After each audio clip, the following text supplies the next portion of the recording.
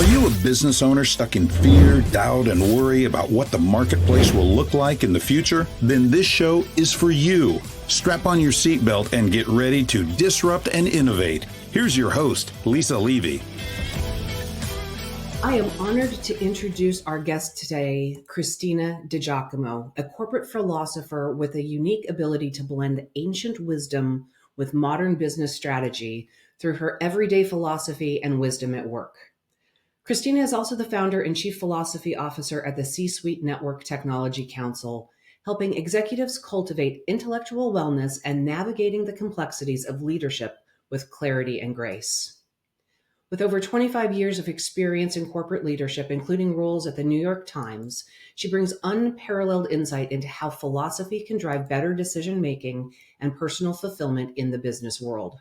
Her expertise lies in creating spaces for deep thinking, where business leaders can sharpen their mental toolkit, connect with their teams, and foster long-term success. Today, we'll explore the intersection of philosophy and technology, and it is my great pleasure to introduce and welcome Cristina to the conversation. Hi, Lisa. Hello. Hi, and hi, everybody out there. Thank you, Lisa. You're so welcome. I am so happy to have you here today. One of the other great benefits for everybody, Cristina and I have known each other for a number of years, and I am one of her biggest raving fans because I think that she is just absolutely remarkable. And I am so excited to have a conversation today about the intersection of philosophy and technology and everything that she does, because I'm sure that there are a few of you out there going, I don't know that I get the connection. So, Cristina, will you tell the audience a little bit about who you are, what you're doing, and why this is so important, especially now? Yeah, thank you so much. So what many people may not realize is that philosophy is around us every day, all the time, in many, many situations. And I've always been very interested in how we navigate the world, and the world can encompass other people, situations, work, family, all of that. How do we meet the moment in the wisest possible way? And so that's why I pursued a vocation in philosophy, and studying it, practicing it, using it in my executive life, in my entrepreneurial life. It's so helpful. And so the thing about technology is I also happen to be a nerd. So I've always really been into how technology has impacted our lives and the evolutions of it. I mean, I'm Gen X. So when I was in college, I was like coding in COBOL. I was using the internet, the very first sort of Linux terminals. So I've been able to actually grow up from the very first iteration of technology really kind of coming into our lives. And so there's always been this kind of parallel track of me observing and experimenting with technology. And then when AI hit mass market, that's when my philosophical life and my technological life began to cross streams, for those Ghostbusters fans out there. And so that's kind of how it happened. This is really just two passions of mine really meeting in this time. And to answer your question, why these two things and why now, has a lot to do with we have an opportunity. We have an opportunity to leverage this technology for good. Again, meeting this technological evolution, this technological moment in the wisest way possible. And so that's how these two things relate. And for me, looking at it, right, also Gen X came up in my career in technology, and have found that I prefer to work in the people and the process side before we actually leverage the technology, but wanting to make that first part a little bit easier and more defined. The philosophy and the technology, for me, that's almost a yin and a yang kind of a relationship, because if the work that you're doing with leaders and helping them understand the impact of their thinking, it informs how we use technology. And right, I believe in being disruptive, and what that means to me is challenging the status quo, making a positive impact, and that all drives innovation. So you're doing this from a different perspective, leading with the passion of philosophy, I believe, to support how we use the technology responsibly. Is That's that correct. fair? Yeah, that's absolutely fair. One of the things that I've found helpful when I lead my AI workshops. So I have an AI mastermind group, and I lead AI workshops. Is balancing people's desire for knowledge, which is so they are so hungry for it, and balancing that desire with being more kind of thoughtful about how you're diving into all of this. And so, one of the things that is really important, that's actually a very important tool, is patience. So, from a philosophical perspective, if you have, an aspect of patience, you'll be able to observe maybe what's going on in the market, what AI tools might be more appropriate, what sort of platforms your employees or your business or you are responding to. It's less of a, shiny thing, shiny thing, shiny thing, shiny thing. Let's experiment with it all. And more about, let's take a step back and be more strategic about how we're using this, why we're using this, and thinking about the possible consequences of using this platform or this technology versus another, or not at all. Just because it's here doesn't mean you're necessarily ready for it attitudinally, or even structurally, or even business wise.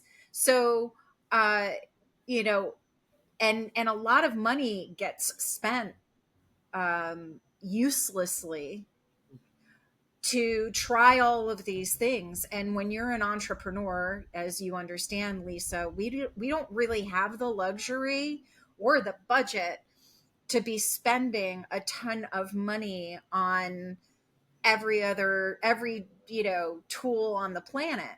And so that's why philosophy is important, because if you allow yourself to not get caught up in the zeitgeist, to be patient and thoughtful, it actually helps your pocket, trust me.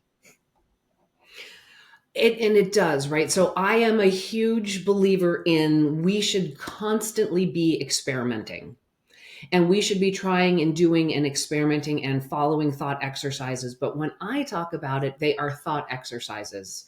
It's not about investing huge dollars into things that we may or may not have. It's playing with the idea. And so, yeah, I'm constantly encouraging the idea of experimentation. But Christina's point is the important one, because we need to be patient and do the financial investments on purpose, so that we're actually getting the outcomes that we're looking for when we invest dollars. Because in solopreneur space, startup, and in those first phases of emerging markets, right, there's not a lot of extra cash to go around. So every dollar has to be spent wisely. And as we start and go through this process, Christina, talk about how you interact with your clients, how you bring the philosophy and the technology together. Share a little bit about what that looks like and feels like for a client. Sure. A lot of it is um, understanding the different forces and messages that person is getting about technology, right? So there's a lot of narratives around hustle culture. There's a lot of narratives around fail fast, break things, and all of those things have their place. I do feel those are very subjective and aren't applicable to everyone. And so then my job is to help my client resist these messages in order to be able to make the right choices for them. And I get a lot of people coming to me like, I really want to do, I really want to do this with my business, or these are my goals. And I'm trying to figure out like the technologies. And a lot of times it's like, are you really using what you already have to the fullest? Like, let's do an audit. Like, let's do a thought audit around you, your time, um, because adding another technology or pivoting to another technology may not address something even more fundamental that's going on.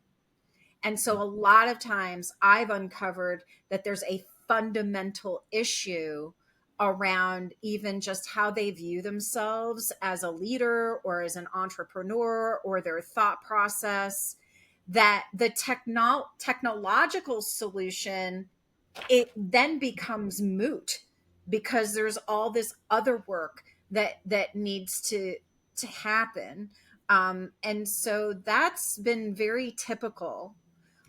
If I do work with a client that seems like everything feels really clean in their organization, everything feels really like you know they're open to it and they're ready for it, something new, a new tool, a new platform, then it becomes a situation of like, all right, well, what do you want a year from now, 2 years from now? And yes, I do ask that, because even though the narrative is like, well, I don't know what's going to happen in a year, I don't know what's going to happen in 2 years, and it's kind of like, you don't know what's going to happen, but you certainly know what you want to happen.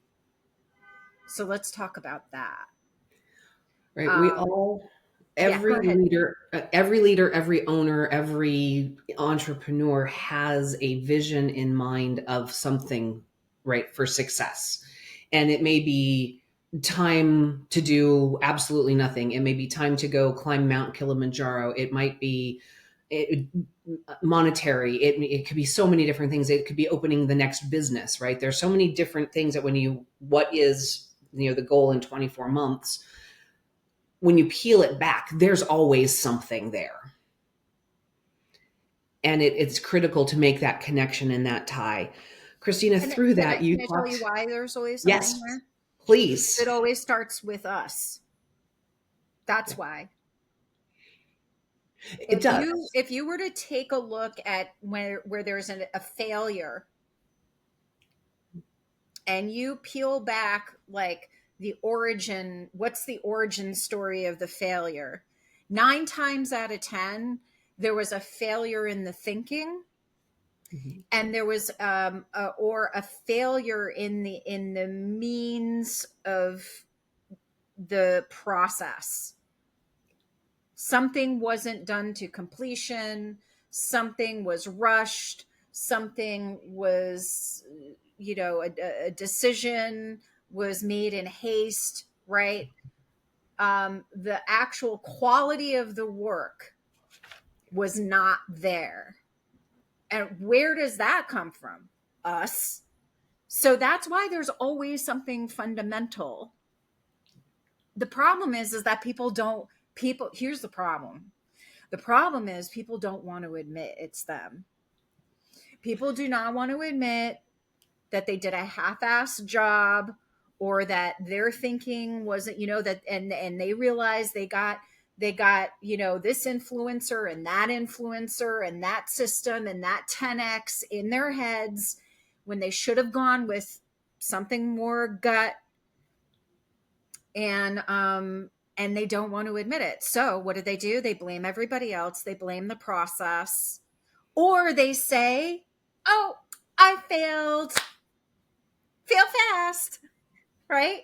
And okay, if you want to write it off like that, that's fine, but it's going to happen again. Sorry, I had to bring up that point. It No, I, all roads lead inward, Lisa. It yes. all starts with us. And in my work, the phrase that I use in that, right, the tone is set at the top. And so if the tone is half-assed, the work will be half-assed. And through that, you took apart, right, so many things: hustle culture, fail fast, break things, pivot, right? All of these buzzwords, some of which I have a lot of fun with because they're all ways of trying to distance yourself from outcomes, especially those unintended, undesired outcomes when something happens that you don't like. I believe that it is important for leaders to make decisions. Analysis paralysis is a painful place to be if you get stuck and you can't make that decision. But that doesn't mean that decisions need to be made without care. And I think the conversation we're having right now is a really nice balance between the need for leaders to be thoughtful, the thought work that is very much a focus of what you're talking about, and getting to making good decisions so that we have quality products, quality outcomes, balanced with there are those times things are happening and decisions will be made, and they may not be the right decision in the long run. But as long as somebody's willing to be accountable and said, I made the decision based on the information I had, in retrospect, it was probably not the right one. We need to now correct and do this. But in all of those other things, hustle culture, fail fast, break things, right? We're limiting and distancing ourselves from accountability. And I think that's dangerous, especially then when we want to layer on enabling whatever it is we're creating with technology to do it faster, which can relate to and become something I call super fast bad. Right. And so if we haven't put the care into what we're building and then we enable with technology, it can suck really well.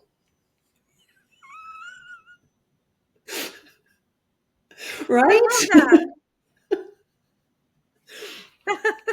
Sorry, I took us right. No, don't be, because Right. there's. I don't know about you, but also, I'm someone who consumes a lot of technology. I could,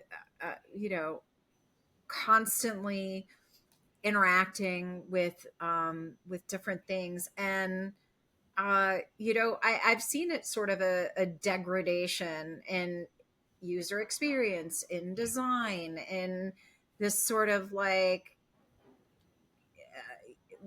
I feel like people now don't know how good like the internet or websites or apps like used to be like 10 years ago, 15 years ago, like just gorgeous pieces of work, and now it's Rich just, interactions. yes, Mm-hmm.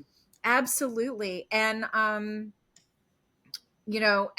that's why, some people would say, well, you're contradicting yourself, because doesn't AI kind of do that? And I have to counter, because I use AI in my own business a lot, and I can't tell you how much more creative um, I've been, and how many more things of value I can actually put out there, because I'm using really good AI tools. So I think it also goes back to, what is your intention? If your intention is, let me just put out the slim thing I can to grow my email list, well, it's not gonna be great, right? But if your intention is like, I really want to, put out good ideas, and I want to, I'm not like, then there's going to be high quality stuff out there, regardless of whether you're using AI or not.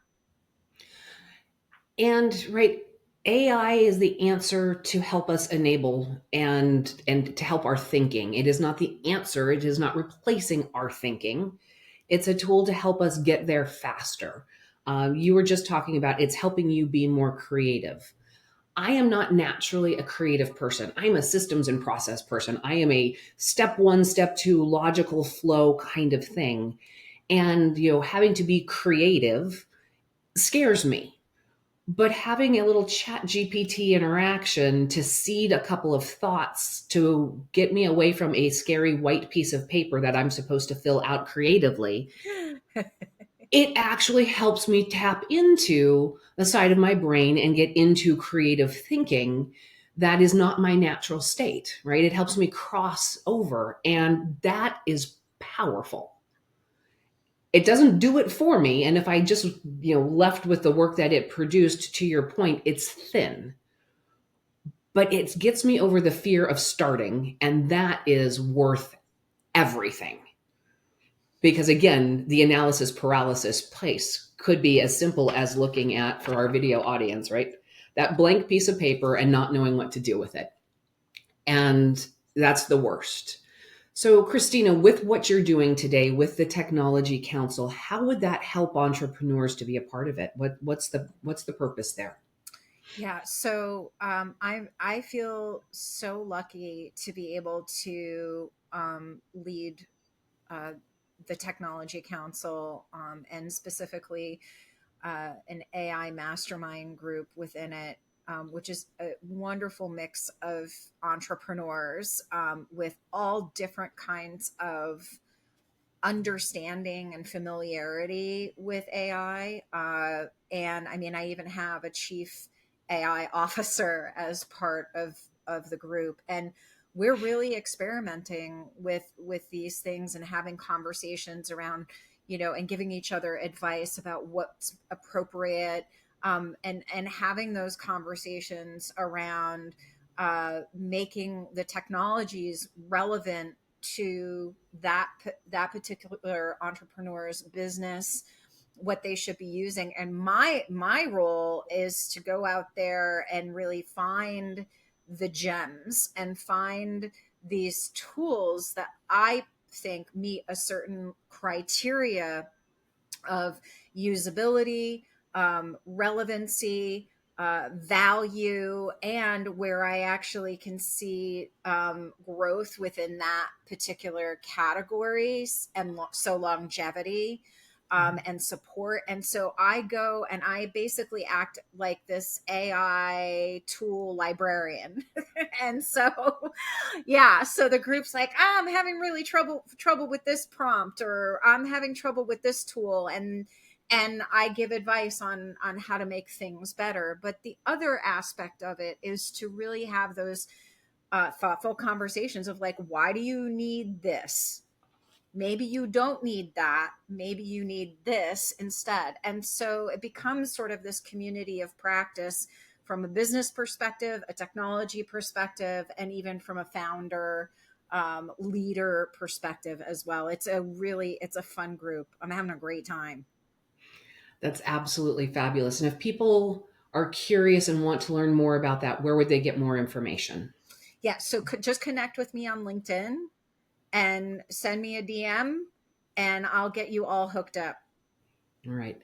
The links to Cristina's LinkedIn will be in the show notes, so it's readily available for everybody who is interested in finding that.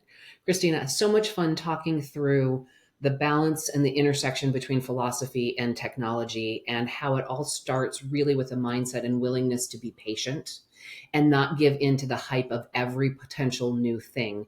Because the reality is, right, many of the things we need to resist the urge to jump into what we don't understand until we truly understand what it will mean for us, for our business, and for our clients. Audience members, you know my rules. Don't get left behind. Join me next time. That's it for today's episode of Disrupt and Innovate. Head over to iTunes and subscribe to the show.